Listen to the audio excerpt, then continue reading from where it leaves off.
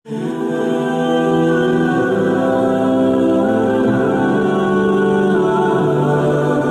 آج اگر ہم اپنے گھر میں بیٹھ کے، اپنی مسجد میں بیٹھ کے حضور کی صورت میں انعام خداوندی کا شکریہ ادا کرتے ہیں تو اللہ کی رحمتوں سے بعید نہیں کہ اللہ فرشتوں سے کہے دیکھو صدیاں بیت گئی، یہ آج بھی شکرانہ ادا کر رہے ہیں، اور یہ بات میری اور آپ کی بخشش کی ضمانت کرا پائے۔ تو حضور کی صورت میں جو انعام ہوا، حضرت حسان بن ثابت اکثر کہا کرتے تھے منّا علینا ربنا ام بعث فینا محمدا، ہمارے رب نے ہمارے اوپر احسان کر دیا ہے کہ محمد عربی عطا کر دی ہے۔ ساری زندگی سجدے میں سر رکھ کے شکر ادا کرتے رہیں، حق شکر پھر بھی ادا نہ ہو۔ میں تو کہا کرتا ہوں ہمارے بدن پہ اتنے بال نہیں ہیں جتنے رسول اللہ کے احسانات ہیں، ہمارا بال بال قرض رسالت میں جکڑا ہوا ہے، ساری زندگی ان کے گیت گائے۔ میں ایک رات کے میلاد کا صرف قائل نہیں ہوں کہ ایک رات میلاد کر لو اور برا سال چھٹی، ساری زندگی حضور کا نام جپو، ساری زندگی حضور پہ درود پڑھو، لمحہ لمحہ حضور کے ذکر کا چرانہ کرو، صرف اپنے گھروں میں، اپنی چہار دیواریوں میں اور اپنے بازاروں میں جھنڈیاں ہی نہ لگاؤ، بلکہ دل کے ایک ایک پرت پہ نام محمد کی جھنڈی لگاؤ۔ صرف منڈیروں پہ چراغاں ہی نہ کرو، بلکہ دل کی اندھیر گلیوں میں بھی حضور کے نام کا چراغاں کرو، اندر بھی روشنی ہو باہر بھی روشنی ہو، حضور پہ درود پڑھو، حضور کا ذکر کرو، اپنے بچوں کو بٹھا کر کے حضور کے قصیدے سناؤ، حضور کی شانیں سناؤ، حضور کی سیرت بتاؤ انہیں، اپنے گھر کے ماحول کے اندر، اپنی مسجد میں، اپنی گلی میں، اپنے دوستوں میں حضور کا ذکر کرو۔ دوستوں آپس میں بیٹھو تو کہو یار اللہ کا کتنا کرم ہو گیا کہ اللہ نے ہمیں حضور عطا کر دی۔ دوستوں میں بیٹھے جب یوں بات کرو گے تو اللہ کی رحمتیں کس قدر تمہارے اوپر برسے گی۔ اپنی عقیدتوں کا اظہار کرو، وہاں کمیت نہیں دیکھی جاتی، وہاں کیفیت دیکھی جاتی، وہاں مقدار نہیں دیکھی جاتی، وہاں معیار دیکھا جاتا ہے۔ وہ چہرہ اور چہرے کا دل نہیں دیکھتے، وہ بندے کا دل دیکھتے ہیں، وہ دیکھتے کون کس خلوص کے ساتھ محبت لے کر کے آیا ہے، اور جس کی آنکھوں نے جمال محمد عربی دیکھا ہے وہ اپنے مقدر پہ ناز کیوں نہ کرے۔ تو کہا لوگوں آؤ اس وقت روئے زمین پہ میرے علاوہ کوئی نہیں جس کی حضور کو دیکھا ہو، آؤ مجھ سے حضور کی باتیں سنو۔ لوگ جمع ہو گئے اور کہا صف لنا رسول اللہ، تم نے حضور کو دیکھا ہے تو بتاؤ حضور کیسے تھے۔ حضرت ابو طفیل نے 3 لفظوں میں میرے حضور کا بڑھیا بیان کیا، یاد کر لو۔ حضرت ابو طفیل نے کہا کان رسول اللہ صلی اللہ علیہ وسلم ابیض ملیحا مقصدا، ایک تو چٹے رنگ کے تھے، ایک تو حضور کا رنگ گورا تھا، دوسری بات ملیحا حضور کا حسن نمکین تھا، اور تیسرا مقصدا حضور متوازن تھے، نہ قد لمبا نہ قد پست، سوا صدر والبطن، سینہ اور پیٹ برابر، لیسا بالطویل الممغط ولا بالکثیر المتردد، نہ پست کے عجیب دکھائی دے نہ اتنے لمبے کے عجیب لگے بلکہ درمیانہ قد، لیکن اذا جامع القوم غمرهم، سن لو حضور کا قد تو درمیانہ تھا، لیکن جب لوگوں کے درمیان چلتے حضور کے کندھے لوگوں کے سروں سے اونچے دکھائی دیتے۔ یہ اللہ نے شان، مکھ چند بدر شاہ شانی، متھے چمک دی لاٹ، کالی زلف تے اکھ مستانی،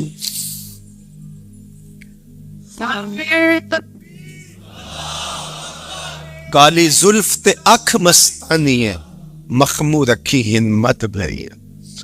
میں آپ کو مدینے کی گلی میں لے جانا چاہتا تھا کہ حضور علیہ السلام کی جب آمد ہوئی تو اہل مدینہ نے کس طرح جلوس نکالا، وہ عقیدتوں کے کیا رنگ تھے، لیکن وقت سمٹ گیا۔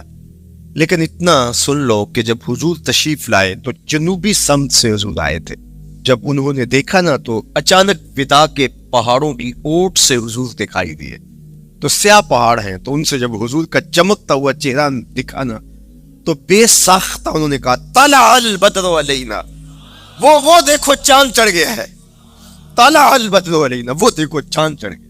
یہ شاعری خود بخود ہوتی ہے، خود بخود ترتیب، ایک ہوتی ہے آورد، ایک ہوتی ہے آمد، یہ آمد ہے۔ طلع البدر، وہ دیکھو چاند چڑھ گیا، من ثنیات الوداع، وجب الشکر علینا. مورخ اسلام حفیظ جالندری نقشہ کہتے جنوبی سمت سے اٹھا ایک نوری غبار آخر. جنوبی سمت سے اٹھا ایک نوری غبار آخر، سواد شہر میں داخل ہوا ناکا سوار آخر. زباں پر اشرق البدر علینا کی صدائیں تھی، دلوں میں ما دعا للہ دائی کی دعائیں تھی. نبوت کی سواری جس طرف سے ہو کے جاتی تھی، درود و نعت کے نغمات کی آواز آتی تھی. کہیں معصوم ننھی بچیاں تھی تف بجاتی تھی، رسول پاک کی جانب اشارے کر کے گاتی تھی اور کہتی کیا تھی؟ ہم ہیں بچیاں نجار کے عالی گھرانے کی، خوشی ہے آمنہ کے لال کے تشریف لانے. خوشی ہے آمنہ کے لال کے. عجیب رنگ بکھرے ہوئے تھے. حضور نے جب بچیوں کو دیکھا تو فرمایا تم مجھ سے محبت کرتی ہو؟ انہوں نے کہا ہم دل و جان سے آپ سے پیار کرتی ہیں. تو حضور نے فرمایا واللہ انا احبکن، اللہ کی قسم میں بھی تم سے پیار کرتا ہوں، میں بھی تم سے پیار کرتا ہوں. لوگ گھروں کو سجائے بیٹھے، علم الینا یا رسول اللہ الی العدد والعدۃ والمنع. حضور آ جاؤ نا، آ جاؤ، ہمارے پاس اسلحے بھی ہیں، کسی نے حملہ کیا توڑ کے رکھ دیں گے. ہمارے بڑے بڑے گھر ہیں، مہمان آئے سنبھال لیں گے، رک جاؤ نا ہمارے گھر. اب اتنے چاہنے والے ہوں تو کس کو پذیرائی دیں؟ حضور اونٹنی کی مہار گردن پر ڈالتے تو مت خلو سبیلہا ناقتی معمودۃ من اللہ، اس کی راہیں چھوڑ دو، یہ اللہ کے حکم کی پابند ہے. کہتے لوگوں نے اونٹنی کو چارہ دکھانا شروع کر دیا کہ چلو اونٹنی بیٹھ جائے. اللہ اکبر. پانی ہڑا نو لوڑ کی راہ پر آندی. پہنچے آپ دریار سرکار یارا. یار جب محبت پیدا ہوتی ہے یار منانے کے ڈھنگ بھی سیکھ لیے جاتے ہیں. محبت بتا دیتی ہے محبوب کو کیسے منانا ہے. لیکن حضور فرماتے خلو سبیلا ناقتی معمور، راہیں چھوڑ دو، میری اونٹنی اللہ کے حکم کی پابند ہے، یہ سبز چاروں کے لالچ میں آنے والی نہیں ہے، چھوڑو چھوڑو اس کا راستہ. اللہ اکبر. جب بنو نجار کے محلے سے حضور گزرے، یہی بچیوں نے تالا البدر علینا پڑھا تھا اور یہی محلہ حضور کے ننیال کا محلہ تھا. انہوں نے جو لفظ کہے امام صالحی نے، اللہ ان کی قبر پہ کروڑوں رحمتیں نازل کر. سبل الہدی والارشاد میں نے کئی مرتبہ یہ مقام پڑھا ہے. باب الہجرہ مسلم شریف باقی کتب حدیث میں بھی ہے، لیکن امام صالحی نے بہت ساری حدیث جمع کی ہیں اور انہوں نے یہاں جو منظر بیان کیا ہے، انہوں نے جو لفظ کہے نا، جب حضور آئے بنو نجار کے محلے سے گزرنے لگے تو ذرا لفظوں کی چاشنی دیکھیے، ان لفظوں سے ٹپکتے شہد کو دیکھیے. تو انہوں نے آگے بڑھ کے حضور کو دعوت دی اور لفظ کیا کہے؟ حلم الی اخوالک یا رسول اللہ الی العدد والعدۃ والمن. حضور ادھر تو رک جاؤ، یہ تو آپ کے ماموں کے گھر ہے، یہ تو آپ کے ننیال کا محلہ ہے. لیکن حضور نے فرمایا کہ بس میری راہیں چھوڑ دو. پھر اونٹنی جا کے کہاں بیٹھی؟ نیویاں دا پرونا ہے میرا نبی. کوٹھیاں تے چڑھے ویکھدے رہ گئے. سہل اور سہیل دو یتیم بچے تھے اور ان کی خالی جگہ پڑی تھی، جا کے اونٹنی وہاں بیٹھ گئی. اٹھایا گیا پھر بیٹھ گئی. قریب ترین مکان حضرت ابو ایوب انصاری کا تھا. دوڑے آئے، سامان اتارنے لگے. کہا حضور اونٹنی کو اب نہ اٹھاؤ، اب تو میرے بخت جاگ پڑے. پھر ان کی کیفیت کیا تھی؟ امروز شاہ شاہ مہمان شو دستوں مارا. روز شاہ شاہ مہمان شو دستوں مارا، جبریل با ملائک دربار شو دستوں مارا. وہ کہتے ہیں آج شاہوں کا شاہ میرے گھر کا پرونا بن گیا ہے. یہ ابو ایوب انصاری کے جذبات. آج شاہوں کا شاہ، آج خسرو حسینہ ماہ نازنینہ، آج امام الانبیاء میرے گھر کا پرونا بنا ہے. کہاں میں کہاں نہیں کہتے گل، باد صبا تیری مہربانی. کبھی اونٹنی کے پاؤں چوم رہے، تیرے بخت کہ تو میرے گھر تک لے آئی. تو کہا امروز شاہ شاہ مہمان شو دستوں مارا، آج شاہوں کا شاہ میرے گھر کا مہمان ہے. پھر آگے کیا کہتے ہیں؟ جبریل با ملائک دربار شو دستوں مارا. لوگوں جبریل کو دیکھو، آج میرے گھر کا پہرا دے رہا ہے، آج میرے گھر کا چوکی دار بنا ہوا ہے، کیونکہ میرے گھر میں حضور ٹھہرے ہوئے. تو کیا حضور کی آمد کا جلوس تھا یار. صحابہ نے جو حضور کے آمد کا جلوس نکالا، ہم تو وہ رنگ پیش نہیں کر سکتے، لیکن میں آپ کو کہوں گا درود پڑھتے ہوئے آج جلوس میں شامل ہوں، حضور کے ذکر سے سرشار ہو کے جلوس میں شامل ہوں، اور پورے نظم کے ساتھ اگر آپ کے جلوس میں کوئی کسی کی گاڑی گھس بھی آتی ہے اس کو پیار دینا، اس کو راستہ دینا، اور اس کو حضور کی رحمت کا احساس ہو کہ یہ رحمت کو ماننے والے لوگ ہیں، اور حضور پہ درود پڑھتے رہنا، عقیدتوں کے رنگ میں رہنا۔ امید ہے کہ جس طرح حضور نے بچیوں سے کہا جو حضور کے جلوس میں شامل تھی کہ کیا تم مجھ سے محبت کرتی ہو، تو انہوں نے کہا جی ہم اسی لیے تو آپ کے قصیدے پڑھ رہی ہیں۔ تو حضور نے فرمایا واللہ میں بھی آپ سے محبت کرتا ہوں۔ تو ملنے پہ وہ خوش ہو جاتا ہے، اور اگر رحمت للعالمین مل جائیں پھر اس کی خوشی کا عالم کیا، پھر اس کی مسرت کی کیفیت کیا ہو۔ یہ بات ذہن میں رکھیے کہ حضور کی آمد پر مسرت کا اظہار کرنا، خوشی کا اظہار کرنا، اس میں تو کوئی اختلاف نہیں ہے۔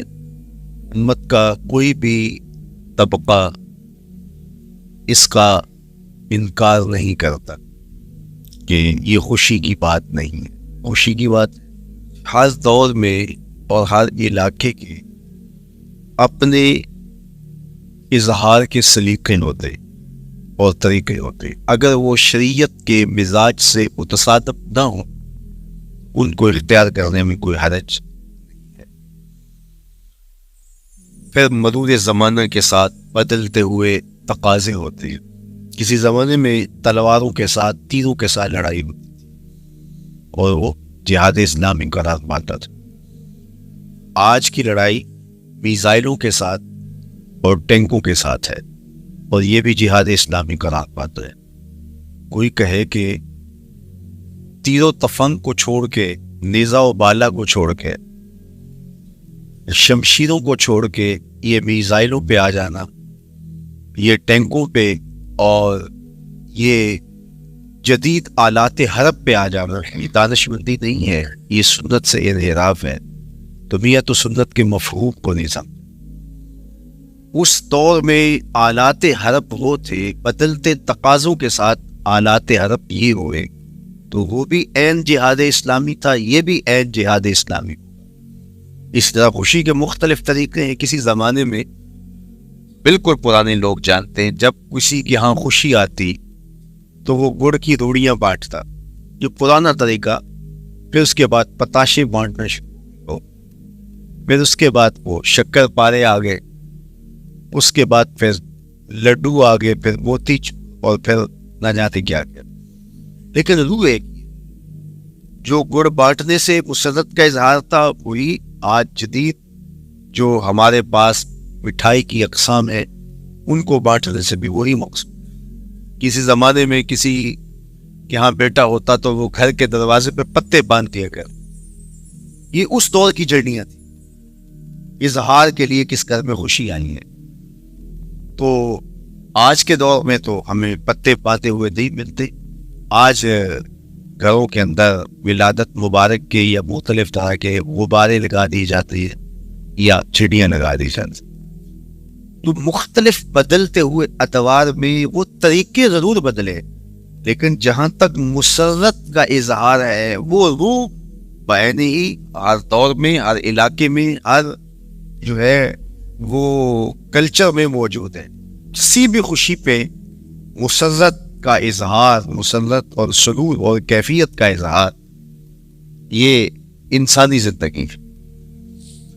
اسلام ہمیں مسرتوں کی اظہار اور شکرانے کی صورت کے بہت سارے طریقے دیے، اس میں سے روزہ رکھنا بھی ہے۔ ان طریقوں میں سے ایک طریقہ نوافل ادا کر کے شکر کا اظہار کرنا بھی ہے۔ خیرات بانٹ کے لوگوں کو کھانا کھلا کے مسرت کا اظہار کرنا ہے، لوگوں کو لباس پہنا کے مسرت کا اظہار کرنا ہے۔ اور اسی طرح دعوت ہے، مختلف مواقع پہ مختلف چیزیں ہیں۔ پیر کے دن حضور علیہ السلام روزہ رکھتے تھے، پوچھا حضور آپ پیر کے دن روزہ کیوں رکھتے؟ قال فیہ ولدت، کہا اس دن میں پیدا ہوا تھا۔ تو اپنی ولادت کا حضور دن پیر روزہ رکھ کے اللہ کے شکرانے میں دن گزارتے تھے۔ وہ حضور علیہ السلام کی زندگی کا ایک ایک لمحہ رب کے تشکر میں بسر ہوتا ہے، لیکن حضور نے اس کی وجہ بیان کر دی کہ میں اس دن کا روزہ خاص طور پہ اس لیے رکھتا ہوں، فیہ ولدت، اس دن میری ولادت ہوئی تھی۔ اللہ اکبر۔ تو حضور کی ولادت اللہ کی بہت بڑی نعمت، اور اس پر شکرانہ خود میرے حضور نے ادا کیا ہے۔ علماء نے لکھا ہے کہ حضور کی ولادت کی خوشی یہ اللہ کی رضا کا سبب اور ذریعہ ہے۔ آپ نے سنا علماء سے کہ دین کا سب سے بڑا دشمن جس کا نام لے کے مذمت کی گئی وہ ابو لہب ہے۔ پورے قرآن میں کسی اور کافر کا ابو جہل کا نام بھی نہیں، عتبہ عتیبہ اور امیہ کا نام بھی نہیں ہے، لیکن نام لے کر کے مذمت اگر کسی شخص کی گئی وہ تو ابو لہب۔ حضور علیہ الصلوۃ والسلام جب کوہ صفا پہ جلوہ فراز ہوئے، وَأَنذِرْ عَشِيرَتَكَ الْأَقْرَبِينَ، حکم ہوا پہلے قریبی لوگوں کو آپ اللہ کا ڈر سنائیں۔ تو حضور علیہ السلام نے قریبی لوگوں میں محنت کی، قریش کو، صنادید قریش کو، بنو ہاشم کو بلایا اور بولا کہ حضور نے ایک بات کوہ صفا کہ اگر میں تمہیں کہوں اس پہاڑ کی دوسری جانب سے ایک لشکر آ رہا ہے جو تمہیں کچل دے گا تو کیا میری بات مان لو گے؟ تو انہوں نے کہا اگر نظر نہ بھی آیا تو ہم کہیں گے ہم انتے ہیں، آپ سچے ہو، ہماری نظروں کو پھیر لگ رہا ہے، آپ جھوٹ نہیں بول سکتے، ہم نے 40 سال آپ کے شب و روز دیکھے ہیں، تو کیسے ہم یہ گمان کر؟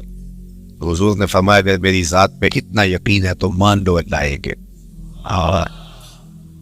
ابو لہب سب سے پہلے بولا تبا لک ہنالک سائر الیوم الہذا جمعتنا معاذ اللہ، کہ آپ کا معاذ اللہ ہاتھ ٹوٹ جائے، آپ نے اس لیے ہمیں جمع کیا تھا۔ تو اللہ تعالیٰ جل شانہ نے اس کا جواب دیتے ہوئے ارشاد فرمایا تبت یدا ابی لہب وتب، ظالم تیرے دونوں ٹوٹ جائیں، ظالم تیرے دونوں ٹوٹ جائیں۔ تو ابو لہب کا نام لے کے مذمت کی گئی، لیکن یہ بدترین کافر جب حضور کی ولادت ہوتی ہے تو اس کی لوڈی سویبا اس کو جا کے خبر دیتی ہے کہ تیرے مرحوم بھائی کے گھر بیٹا پیدا ہوا ہے، تو یہ بہت خوش ہو گیا ہے، اس لیے نہیں کہ نبی تشریف لائیں، اس لیے کہ میرے مرحوم بھائی کے گھر میں چراغ ہوا، تو بھتیجا ہونے کے ناطے اس کو ایک سرشاری اور خوشی ہوئی، اور لونڈی کے خبر دینے پر اس نے اشارے سے اس کو کہا جا تو آزاد ہے۔ اللہ اکبر۔ یہاں سے یہ بھی سمجھے کہ حضور نے صحن کائنات میں قدم رکھا، غلاموں کو آزادی ملنے لگی، غلامی کی زنجیریں ٹوٹنے لگی، تو صحابہ کو کہا جا تو آزاد ہے۔ خیر ابو لہب کی ساری زندگی آپ کو پتہ ہے، لیکن جب مر گیا تو حضرت عباس رضی اللہ تعالیٰ عنہ وہ خواب میں ملا، انہوں نے کہا سنا کیسی بیت رہی ہے؟ اس نے کہا سخت مشکل میں، ڈاڈی تکلیف ہے، حضور کی مخالفت بڑی مہنگی پڑی، لیکن اتنا ہے کہ جب پیر کا دن آتا ہے جس انگلی سے اشارہ کر کے لونڈی کو آزاد کیا تھا اس سے ٹھنڈا اور میٹھا مشروب بھی ملتا ہے اور عذاب میں بھی کچھ کمی ہو۔ شارع مسلم امام نووی کے استاد امام ابو شامہ جو بہت بڑا نام ہے حدیث میں، وہ فرماتے ہیں جب ایک کافر کو حضور کو نبی سمجھ کے نہیں بھتیجا سمجھ کے خوشی کرنے کا بھی صلہ ملتا ہے، تو ایک مومن جو حضور کا غلام ہے اور حضور کو امام اور مقتدا اور نبی رسول اور محبوب سمجھ کے خوشیاں کرتا ہے، اس کو اللہ کتنا کچھ عطا کرے۔ دوستارا کجا کنی محروم تو کے بعد دشمنا نظر داری، جب تو دشمنوں کو اتنا دیتا ہے تو دوستوں کو کتنا عطا کرے۔ تو حضور کی آمد پر مسرت کا اظہار، بشاشت کا اظہار یہ اہل ایمان کا طریقہ رہا ہے۔ ہاں جو اس کا اندازہ، کسی کو نوافل میں زیادہ سرور ملتا ہے وہ نوافل کثرت سے پڑھ لے، کسی کو زیادہ سرور روزے میں آتا ہے تو وہ روزے رکھ کر کے اس شکرانے کو ادا کرے، کوئی ذکر کی مجلس سجا لے، مختلف طریقے موجود ہیں۔ حضور علیہ السلام تشریف لائے، صحابہ بیٹھے ہوئے تھے، صحیح مسلم میں روایت ہے، سنن نسائی میں اور بھی کتب حدیث میں، محفل بپا تھی تو حضور نے آگاہ ما اجلسکم، کیوں بیٹھے ہوئے ہو؟ تو جو انہوں نے جواب دیا وہ سنیے، جلسنا نذکر اللہ ونحمدہ अला मा हदाना लिदीन व मन्ना अलैना बिका। हुजूर हमारे बैठने का मकसूद यह है कि हम अल्लाह का शुक्र अदा कर रहे हैं इस बात पर कि उसने हमें हिदायत दीन अता की, व मन्ना अलैना बिका, और आपकी सूरत में हमारे ऊपर एहसान किया, हमें आप अता हुए, इस पर अल्लाह का शुक्र अदा करने की मजलिस सजाए बैठे। अब बात तो सादा सी थी, लेकिन मेरे हुजूर ने उनसे कहा, क्या तुम इस बात पे कसम दे सकते हो कि इसीलिए बैठे हो? तो उन्होंने कहा, जी हम कसम देते हैं, हम इसीलिए बैठे हो। मैं उठाओ कसम। तो सहाबा ने बाकायदा कसम दी, हम कसम उठाते हैं, हमारे बैठने का मकसद ये है कि अल्लाह का शुक्र अदा कर रहे हैं और आपकी सूरत में जो इनाम खुदाबंदी मिला है उस पर अल्लाह ताला का शुक्रिया अदा कर रहे हैं। हुजूर ने बाकायदा उनसे कसम ली और उन्होंने बाकायदा कसम दी। अब सहाबा को हैरत तो थी कि ये मौका कसम का तो नहीं था, लेकिन हुजूर ने कसम ली है, क्यों? हैरत तो इस्तेजाब की कैफियत थी। हुजूर अलैहिस्सलाम ने फरमाया, सहाबा मैं तुमसे जो अभी कसम ली है ये किसी तोहमत की बुनियाद पर नहीं ली, यानी तुम्हारे कौल की सदाकत में मुझे कोई शक नहीं था कि मैंने कसम से तस्दीक, बल्कि इसका सबब और था। बाज़ औक़ात कसम इसलिए की जाती है कि किसी मुतरद्दिद ज़हन को मुतमईन करना होता है, और बाज़ औक़ात कसम वाक़या की अहमियत को बढ़ाने के लिए की जाती है। कोई बंदा कह रहा है कि जनाब फलां साहिब आ रहे हैं, हमारे घर में मेहमान आ रहे हैं, तो घर के अच्छा कहता, हाँ कसम अल्लाह की, तो इसका यह मतलब नहीं कि उसके शक होता है, उसकी खुशी और उसकी मुसर्रत के इजहार को बढ़ाने के लिए वो कहता है कि हमारे घर के अंदर आज फलां आ रहा है, वो कहता अच्छा कहता, हाँ हाँ कसम अल्लाह की वो आ रहा है। तो ये मुतरद्दिद का शक दूर करने के लिए कसम नहीं है, ये बल्कि उसकी खुशी और सरशारी को पुख्ता करने के लिए है। तो अरबों में कसम मुख्तलिफ वजह से की जाती थी।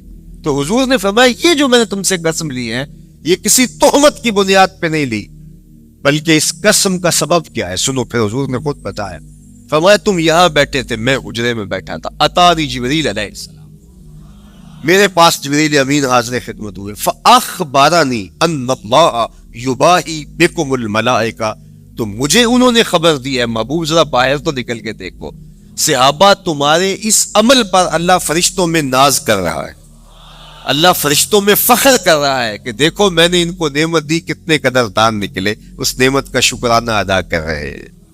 और आज अगर हम अपने घर में बैठ के, अपनी मस्जिद में बैठ के हुजूर की सूरत में इनाम खुदाबंदी का शुक्रिया अदा करते हैं, तो अल्लाह की रहमतों से बाईद नहीं कि अल्लाह फरिश्तों से कहे देखो सदियां बीत गई, ये आज भी शुक्राना अदा कर रहे हैं, और ये बात मेरी और आपकी बख्शिश की जमानत करार पाए। तो हुजूर की सूरत में जो इनाम हुआ, हजरत हसन बिन साबित अक्सर कहा करते थे, मन्ना अलैना रब्बुना अम्बासा फीना मुहम्मदा, हमारे रब ने हमारे ऊपर एहसान कर दिया है कि मोहम्मद अरबी अता कर दिए। सारी जिंदगी सजदे में सर रख के शुक्र अदा करते रहे, हत्ते शुक्र फिर भी अदा ना हो। मैं तो कहा करता हूं, हमारे बदन पे इतने बाल नहीं है जितने रसूलुल्लाह के एहसानात हैं। हमारा बाल बाल कर्ज़े रिसालत में चकड़ा हुआ है, सारी जिंदगी उनके गीत गाए। मैं एक रात के मीलाद का सिर्फ कायल नहीं हूं कि एक रात मीलाद कर लो और पूरा साल छुट्टी, सारी जिंदगी हुजूर का नाम जपो, सारी जिंदगी हुजूर पे दरूद पढ़ो, लम्हा लम्हा हुजूर के जिक्र का चराना करो। सिर्फ अपने घरों में, अपनी चहार दीवारियों में और अपने बाजारों में झंडियां ही ना लगाओ, बल्कि दिल के एक एक पर्द पे नाम मोहम्मद की झंडी लगाओ। सिर्फ मंडेरों पे चरागा ही ना करो, बल्कि दिल की अंधेर गलियों में भी हुजूर के नाम का चरागा करो। अंदर भी रोशनी हो, बाहर भी रोशनी हो। हुजूर पे दरूद पढ़ो, हुजूर का जिक्र करो, अपने बच्चों को बिठा करके हुजूर के कसीदे सुनाओ, हुजूर की शानें सुनाओ, हुजूर की सीरत बताओ उन्हें। अपने घर के माहौल के अंदर, अपनी मस्जिद में, अपनी गली में, अपने दोस्तों में हुजूर का जिक्र करो। दोस्तों आपस में बैठो तो कहो यार अल्लाह का कितना करम हो गया कि अल्लाह ने हमें हुजूर अता कर दिया। दोस्तों में बैठे जब यूं बात करोगे तो अल्लाह की रहमतें किस कदर तुम्हारे ऊपर बरसेगी। अपनी अकीदतों का इजहार करो, वहां कमियत नहीं देखी जाती, वहां कैफियत देखी जाती, वहां मिकदार नहीं देखी जाती, वहां मयार देखा जाता है। वो चेहरा और चेहरे का तिल नहीं देखते, वो बंदे का दिल देखते हैं। वो देखते हैं कौन किस खुलूस के साथ मोहब्बत लेकर के आया है। शाह वलीउल्लाह मुहद्दिस देहलवी بہت بڑا نام ہے، تمام مکاتیب فکر کے نزدیک معتبر نام ہے۔ شاہ ولی اللہ محدث دہلوی فرماتے ہیں میرے والد شاہ عبد الرحیم محدث دہلوی ہر سال حضور کا میلاد کرتے تھے اور اپنی استطاعت کے مطابق لوگوں میں، آنے والوں میں کچھ کھانا بھی تقسیم کرتے ہیں۔ ایک سال حالات اتنے پتلے تھے کہ ان کو میسر نہ تھا کہ لوگوں کو بھرپور کھانا کھلا سکے، لیکن کہا چلو ناغہ نہ ہو، ایک تسلسل ہے، جاری رہے، تو انہوں نے چنے بانٹ دیے بعد، لیکن دل میں تشویش تھی کہ اس مرتبہ من کی منشا پوری نہیں ہوئی، تو اسی حالت میں سو گئے۔ سوئے تو مقدر جاگا، حضور کا دیدار نصیب ہوا، اور جس نے حضور کو خواب میں دیکھا اس نے حضور کو ہی دیکھا۔ من رآنی فی المنام فقط رآنی، فرمایا جس نے مجھے خواب میں دیکھا اس نے مجھے ہی دیکھا۔ فإن الشیطان لا یتمثل بی، شیطان میری مثل ہو ہی نہیں سکتا، خواب میں آ کر بھی حضور کی مثل ہونے کا دعویٰ نہیں کر سکتا۔ جس نے مجھے دیکھا اس نے مجھے ہی دیکھا۔ اور دوسری بات، حضور جس کے خواب میں آئے قصد، ارادے اور مرضی سے آئے۔ تیسری بات، حضور علیہ الصلوۃ والسلام نے خواب میں کسی کو کچھ عطا کیا تو وہ حقیقت میں عطا ہے۔ ویسے میں خواب میں کسی سے کچھ لیتا ہوں، آپ خواب میں کسی سے کچھ لیتے ہیں یا کسی کو کچھ دیتے ہیں تو وہ محض خواب ہوتا ہے۔ آپ نے کسی سے قرض لینا ہو تو وہ خواب میں آ کے ادا کرتے ہیں، تو صبح اٹھ کے کھاتے سے نام کاٹ دیں گے، آپ کہیں گے خواب میں ادا کیا۔ بھوک میں تڑپتے سو گئے، رات عالی نسب ہوٹل سے کھانا کھاتے رہے، صبح بھوک محسوس کریں گے یا نہیں؟ خواب میں کھایا ہے نا۔ وہ کیا کسی نے کہا 100 بار میرے ہاتھوں میں تیرا دامن آیا، جب آنکھ کھلی تو اپنا ہی گرے پان تھا۔ کچھ نہیں ہوتا، خواب محض خواب ہوتا ہے۔ لیکن اگر حضور کسی کو خواب میں کچھ عطا کرے، امام بوصیری سے پوچھو، رات چادر ملتی ہے، صبح اٹھتے ہیں کندھوں پہ موجود ہوتی ہے۔ حضور عطا کرتے ہیں تو حقیقت میں عطا کرتے ہیں۔ امام سخاوی نے القول البدیع میں لکھا ہے، ایک شخص حضور کے روضے پہ کھڑا ہے اور کیا کہتا ہے؟ انا ضیف ہوگا، میں آپ کا مہمان، اور آپ کے ہوتے ہوئے کسی اور در پہ تو نہیں جانا۔ آقا جی میں تیرا ہو کے خیر منگا در درتا، مریل کتا کیوں اخواواں ایڈے بختاں ورتا، جب میں تیری چوکھٹ پہ ہوں تو کسی اور سے کیوں مانگوں؟ اور میرے امام بولے کون دیتا ہے دینے کو منہ چاہیے، دینے والا ہے سچا۔ کوئی چھولی میں چند ٹکڑے ڈال بھی دے تو ساری زندگی چتلائے گا۔ اللہ اکبر۔ عارف عبد المتین نے تو قلم توڑ دیا نا۔ اور جتنے بھی سہارے ہیں سبک کرتے ہیں، عزت نفس بڑھاتا ہے سہارا تیرا، ہر آسرا کمزور کرتا ہے لیکن نبی کا آسرا سر بلند کرتا ہے۔ کسی چودھری کا، خان وڈیرے کا مانگت سر اٹھا کے چل سکتے کہ میں فلاں کا مانگت ہوتا ہوں اور جس کو خیرات مدینے کی گلی سے ملی؟ اسی لیے میرے امام نے مشورہ دیا، ٹھوکریں کھاتے پھرو گے ان کے در پہ پڑ رہو، قافلہ تو اے رضا اول گیا آخر گیا۔ وہ کھڑا ہی حضور کے روضے پہ کیا کہتا ہے؟ انا ضیفوں کا، میں آپ کا مہمان، اور آپ کے ہوتے کسی اور در پہ جاؤں؟ اللہ اکبر۔ یہ کہتے کہتے آنکھ لگ گئی۔ حضور خواب میں تشریف لائے، دائیں ہاتھ میں روٹی تھی، عطا کرتے ہو میں خوش لے لے۔ کہتا میں نے خواب میں کھانا شروع کر دیا، ابھی آدھی روٹی کھائی تھی، پوری روٹی نہیں کھائی تھی، آدھی روٹی کھائی تھی کہ میری آنکھ کھل گئی۔ جب آنکھ کھلی تو دوسرا آدھا ٹکڑا میرے ہاتھ میں موجود۔ وہ دیتے ہیں تو حقیقت میں نہیں۔ تو شاہ ولی اللہ محدث دہلوی فرماتے کہ میرے والد شاہ عبد الرحیم محدث دہلوی نے خواب میں حضور کو دیکھا، اور چونکہ دن یہ عمل گزرا تھا اور کہ مہمانوں کو خاطر خواہ تواضع نہیں کر سکا تھا، تو حضور کے سامنے نواع اقسام کی چیزیں پڑی ہیں اور میرے والے چنے بھی موجود اور حضور ان کے ساتھ شفقت فرما رہی۔ تو یہاں معیار دیکھا جاتا ہے، مقدار نہیں دیکھی جاتی، یہاں کمیت نہیں دیکھی جاتی، کیفیت دیکھی جاتی، یہاں چہرے اور چہرے کا دل نہیں دیکھا جاتا، یہاں آنے والے کا دل دیکھا جاتا۔ یار چہرہ تو چمکدار تھا، اسی لیے ابو لہب کہتے ہیں نا شعلے کی طرح چمکتا ہوا، لیکن جہنم کا ایندھن بنا، اور کالے رنگ والا، ووٹ موٹے ہیں، لیکن کعبے کی چھت میں کھڑا اذان دے رہا ہے۔ اذان ازل سے تیرے عشق کا ترانہ بنی، نماز تو اس کی دید کا ایک بہانہ بنی، ادائے دید سراپا نیاز تھی تیری، کسی کو دیکھتے رہنا نماز تھی تیری۔ تو عقیدتوں کے رنگ اور محبتوں کے رنگ حضور علیہ السلام کے ساتھ جب کوئی پیش کرتا ہے تو رائے گانی جاتی۔ یہ وفاداروں کا طرح ہے، یہاں بے وفائی کا تصور ہی نہیں ہے. وہ ہاتھ پکڑتے ہیں تو پھر چھوڑتے نہیں ہیں. اس لیے ان سے محبت کا ربط قائم کیجیے. اپنی اولادوں کو حضور کا پیار سکھائیے. اپنے گھروں میں میلاد کیجیے. لازم نہیں ہے کسی عالم دین کو بلاؤ. آپ اپنے گھروں میں حضور علیہ السلام پر درود پڑھیے گا, بچوں کو بٹھائیے گا اور حضور کی سیرت کا کوئی واقعہ ان کو سنائیے گا. صحابہ اپنے بچوں کو بٹھا کر کے حضور کی سیرت بتایا کرتے تھے, حضور کا نقشہ بتایا کرتے تھے, حضور کے شمائل ذکر کیا کرتے تھے. اور کوئی صحابی ملتا تو تابعین جمع ہو جایا کرتے تھے اور اسے پوچھتے تھے اچھا بتاؤ حضور کی صورت کیسی تھی, زلفیں کیسی تھی. یہی میلاد ہے نا. میلاد میں حضور کے فضائل کا ذکر ہوتا ہے, شمائل کا ذکر ہوتا ہے, خصائل کا ذکر ہوتا ہے. اور موسم حج کا ہے. ایک اونچے ٹیلے پہ حضرت سیدنا ابو طفیل چڑھ گئے. یہ آخری صحابیاں ہیں, اس کے بعد کوئی صحابی نہیں. آخر میں سب سے آخر میں فوت ہوئے 110 ہجری میں. حضور کے وصال کے 100 سال بعد تک زندہ رہے. اونچے ٹیلے پہ چڑھ گئے اور لوگوں کو کہا لوگوں آؤ, اس وقت روئے زمین پہ میرے علاوہ کوئی نہیں جس نے حضور کو دیکھا. بس انہی آنکھوں نے حضور کو دیکھا ہے. کیا ناز ہے. میرے ایک استاد ہوتے تھے سر محمد علی حاشر, اللہ کی قبر پہ رحمت نازل کریں. تو وہ بڑے بڑے مشاہیر اہل سخن سے ملے تھے تو وہ بات کرتے تھے. میں مولانا ظفر علی خان کا مصاحب رہا ہوں, میں نے اقبال کو دیکھا ہے. داغ دہلوی نے اپنے شاگردوں سے کہا تھا آنے والی صدیاں تم پہ ناز کریں گی اے لوگو, تم نے داغ کو دیکھا, تم نے داغ سے باتیں کی.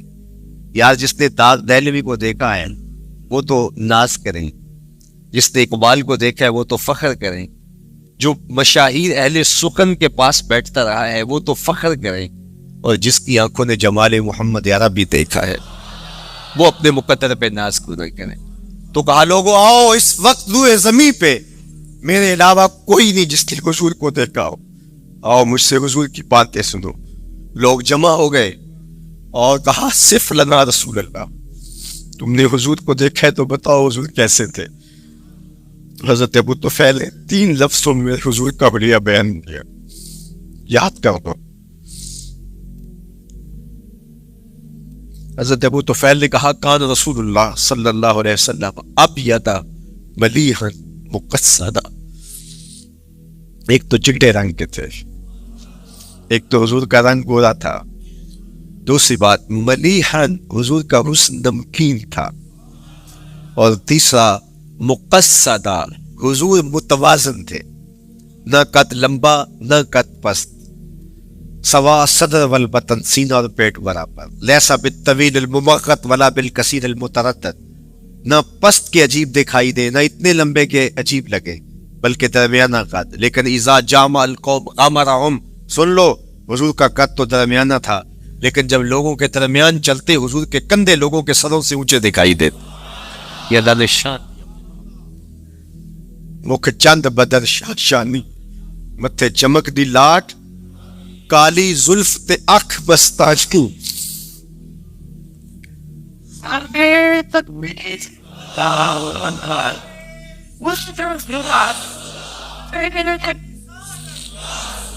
کالی زلف تے اکھ مستانی ہے, مخمور رکھی ہمت بھری ہے. لیکن میں آپ کو کہوں گا درود پڑھتے ہوئے آج جلوس میں شامل ہو, حضور کے ذکر سے سرشار ہو کے جلوس میں شامل ہو, اور پورے نظم کے ساتھ اگر آپ کے جلوس میں کوئی کسی کی گاڑی گھس بھی آتی ہے اس کو پیار دینا, اس کو راستہ دینا, اور اس کو حضور کی رحمت کا احساس ہو کہ یہ رحمت کو ماننے والے لوگ ہیں, اور حضور پہ درود پڑھتے رہنا, عقیدتوں کے رنگ میں رہنا. امید ہے کہ جس طرح حضور نے بچیوں سے کہا جو حضور کے جلوس میں شامل تھی کہ کیا تم مجھ سے محبت کرتی ہو, تو انہوں نے کہا جی ہم اسی لیے تو آپ کے قصیدے پڑھ رہی ہیں. تو حضور نے فرمایا واللہ میں بھی آپ سے محبت کرتا ہوں. تو ہو سکتا ہے حضور ہمیں فرمائے میرے میلاد کے جلوس میں آنے والوں میں بھی تم سے محبت کرتا ہوں. اللہ آپ کو سلامت رکھے. وآخر دعوانا ان الحمد.